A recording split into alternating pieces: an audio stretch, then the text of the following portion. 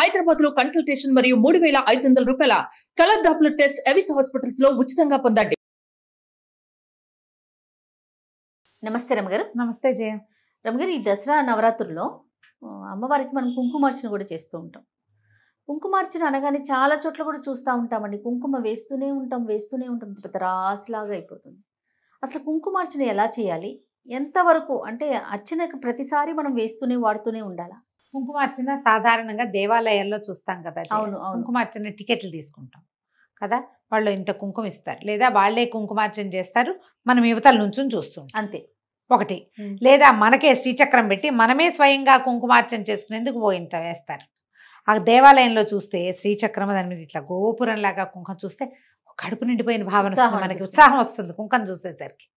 అర్చన అమ్మవారు అందంగా కనపడుతుంది అంత కుంకంతోటి. దాంతో మనకు కూడా ఇంట్లో అలా చేసుకోబుద్ధి అవుతుంది. అవునండి కదా. కుంకుమార్చన చేసేటప్పుడు ఒక జాగ్రత్త వహించాలి జయ. ఎప్పుడు కూడా పుష్పార్చన అయితే పువ్వులు అనుకో, 108 నామాలకి 108 పువ్వులు సమర్పయామి. పువ్వులు పెడతాం. ఓం ప్రకృత్యై నమః, ఓం వికృత్యై నమః చేయొచ్చు, బాగుంది. కానీ ఓం ప్రకృత్యై నమః అని ఇలాగా 108 సార్లు కుంకుమ గనక వేస్తే అది ఎప్పుడు వేసుకోవాలి మనం? 108 సార్లు 1008 సార్లు మన ఇంట్లో విశేషంగా భోజనపు ఏర్పాట్లు ఉంటే చేసుకోవాలి. ఓహో. కుంకుమార్చన పెట్టుకున్నాం, 1,00,000 కుంకుమార్చన మన ఇంట్లోనే పెట్టుకుని మనమే ఒక 25 మంది 30 మంది ముత్తైదువుల్ని వారి కుటుంబాలని కూడా ఆహ్వానించి అందరం కలిసి లలితా సహస్రనామం చేసుకుంటూ నామానికి ఇట్లా వేసి వేసి వేసి కుంకుమ వేసుకోవచ్చు. బాగా బోలెడు కుంకుమ అయితే కుంకుమ రాశికి తగినట్టుగా అన్నపు రాశి నివేదన అవుతుంది. ఎంత కుంకుమ చేస్తే అంత అన్న నివేదన విశేషంగా చేయాలి. ఏంటి రమ్మగారు లెక్క? ఈ కుంకుమ చేసేసరికల్లా అమ్మవారి నుంచి కళ పెరిగిపోతుందట ఆమెకి, వేడి. దాన్ని శాంతింప చేయడానికి ఆమె ఇంకా ఇంకా కోరుకుంటుంది. శాంతికి అన్నశాంతి చేయాలి. నామము కుంకుమ కాంబినేషన్ అట్లా శక్తిని ఉద్భవింపజేస్తుంది అనమాట. ఇవి మనం పీఠాల్లో, మఠాల్లో, క్షేత్రాల్లో, తర్వాత ఏదైనా పందిళ్ళు ఇప్పుడు ఇలా చేసేటప్పుడు అన్న సమారాధన విరివిగా చేస్తారు కదా.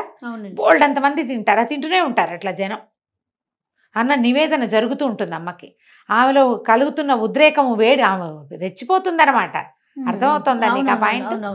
శక్తి తేజరిల్లుతూ ఉంటుంది, ప్రజ్వరిల్లుతుంది. దానికి తగినట్టుగా అన్నం చూపించాలి. అలా కాకుండా మనం ఇంత కుంకుమ చేసి ఊరికే మనం ఒక 1 గ్లాసు పాయసం నివేదన చేసి పెడితే చాలదమ్మా, అట్లా చేయకూడదు. దానికి ఏం చేయాలి? ప్రతి నామానికి శ్రీమాత్రే నమః, శ్రీమత్ సింహాసనేశ్వర్యే నమః, శ్రీ మహారాజ్ఞే నమః అని ప్రతిదానికి నమః నమః నమః అని కుంకుమ వేయరాదు. దాని నియమం ఏంటంటే ఒక్క చిటికెడు కుంకుమ తీసుకో, నువ్వు మొత్తం స్తోత్రం చదువు, నమహాలు కూడా చదువుకో. కావాలంటే నామాలు చదువు, స్తోత్రం చదువు, ఇది ఇక్కడే ఉంటుంది. అయిపోయాక ఈ మొత్తం సహస్రనామార్చనం సమర్పయామి,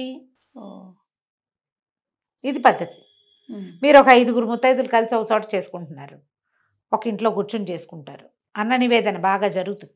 ఇలా కుంకుమార్చన పెట్టుకున్న రోజున ఎక్కువగా ప్రసాదాలు చేసుకోవాలి, ఎక్కువ మంది జనం రావాలి, ఎక్కువ అన్న వితరణ జరగాలి, వినిమయం జరగాలి, వినియోగం జరగాలి. అట్లా చేయాలి. మనం చేస్తే చేసుకోవచ్చు, చేయగలిగినంత ఓపిక ఉంటే అప్పుడు చేయాలి. ఒకరోజు, అందుకని కుంకుమార్చనకు ఒక రోజు పెట్టుకోవాలి. రోజువారీ మనం చదువుకుంటాము, ఖడ్గమాల చదువు, ఒక చిటికెడు ఖడ్గమాల చదివేసుకుని ఖడ్గమాల సమర్పయామి, అంతే అయిపోయింది. అష్టోత్తరం సమర్పయామి, ఒక్కొక్కటే ఎన్ని చిటికలు అవుతాయి? మీరు ఇంత చిట్టి ప్రతిమా విశేషం మీ ఇంట్లో ఉంటే మొత్తం అన్ని రోజులు అయ్యేసరికల్లా ఆ మాత్రం కుంకుమ తయారవుతుంది. అది మీరు వచ్చిన వాళ్ళకి పొట్లం కట్టి ఇవ్వచ్చు. ఏ రోజుకు ఆ రోజు ముత్తైదులను పిలుచుకుని ఎదురింటి వాళ్ళు, పక్కింటి వాళ్ళు ఎవరో ఒకటి రండి తాంబూలం తీసుకుందరు కానీ, ప్రసాదం తీసుకుందరు కానీ అని ప్రసాద వినిమయం జరిగిపోవాలి. లేదా మీరు అవేం చెయ్యరు, మామూలుగా హాయిగా స్తోత్రం చదువుకోండి, ఈ హడావుడి లేకుండా. ఇది చేయదలుచుకుంటే అన్న నివేదన జరగాలి, దాన్ని దృష్టిలో పెట్టుకుని చేసుకోవచ్చు, చెయ్యొచ్చు, తప్పు కాదు. అది పెద్దది పని, దానికి తగ్గట్టుగా మనం ప్రసాదాలు కూడా చేసుకోవాలి కదా, నివేదన చేయాలి, ఆ నివేదనని వినియోగం చేయాలి, వితరణ చేసుకోవాలి, ప్రసాద వితరణ విశేషంగా జరగాలి. ఇట్లా ప్లాన్ చేసుకుంటే చేసుకోవచ్చు. అందుకని చాలా మంది ఏం చేస్తారంటే ఈజీ మెథడ్, మామూలు రోజుల్లో రోజువారీ అర్చన చేసుకుని ఒక్కనాడు ఇది పెట్టుకుంటారు. ప్రత్యేకంగా ఈ రోజున కుంకుమార్చన అని అందరినీ పిలుచుకుని 30 మందికో 50 మందికో భోజనం పెట్టుకుంటాం. ఓకే, ప్రసాదాలు బాగా చేయించి చుట్టుపక్కల అందరి ఇళ్ళకి పంపించుకుంటాం. అంతే సరిపోతుంది. అంతే. మనం చేసిన పూజకి ఇంట్లో మనం రగిల్చినటువంటి ఏమంటారు భక్తి అగ్నికి సరిపడా ఆహారాన్ని మనం ఇచ్చేస్తాం. ఈ దసరాల్లో కూడా అలానే చేసుకోవచ్చు. అలాగే చేసుకోండి.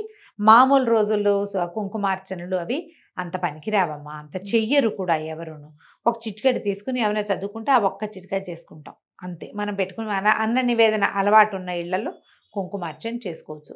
నేను పాలే పెడతా, పళ్ళే పెడతా, ఏదో సింపుల్గా పటిక బెల్లం పలుకులు పెడతా అని చేసుకునే వాళ్ళు మాత్రం కుంకుమ జోలికి వెళ్ళకపోవటమే మంచిది. పుష్పార్చన చేసుకోవచ్చు. పుష్పాలతోటి సమస్య ఉండదు మనకి. అవును, కాదు నేను బాగా చేసుకుంటానండి అంటే సంతోషంగా చేసుకోండి అంతే. రైట్. నమస్తే. నమస్తే జయ.